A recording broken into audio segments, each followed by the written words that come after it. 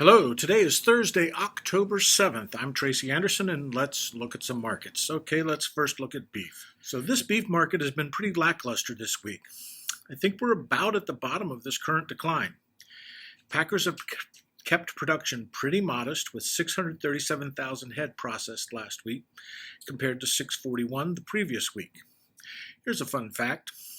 Historically, the 3 weeks after Labor Day are always very strong production weeks heading into the fall. Except this year. That's one of the reasons I think we're about at the bottom. There's still some room lower with chucks and maybe loins, but rounds have quickly turned back around from their recent declines. Ribeyes are still leading the pack in a very high value. I think the next move here will be up. Okay, pork, and I'm going to start with a little hopeful news before all the other stuff. The USDA announced on September 30 that a vaccine has been shown to prevent and effectively protect pigs from African swine fever. We'll keep watching this, but this is really good news. Okay, now on to the immediate info.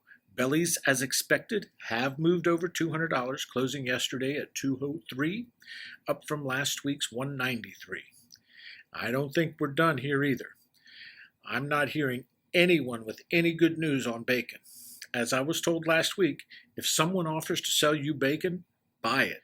Production numbers should be heading higher, but as with beef mentioned earlier, we're not seeing increased production numbers.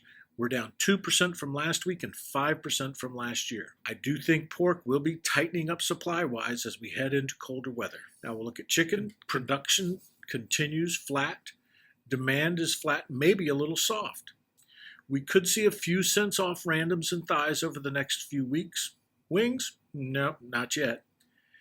I still don't see any production increases with labor and transportation issues.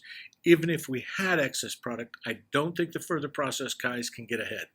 It's still just a mess. Okay, we'll look at dairy, and this week's CME is a bit better than last week. Through Thursday, barrel is up 9. Block has no change, and butter is actually down 6. There does seem to be a bit less milk available heading into the fall, though I think there's plenty to meet demand. Barrel is now as high as it's been since spring, but I don't think the demand will support this for long.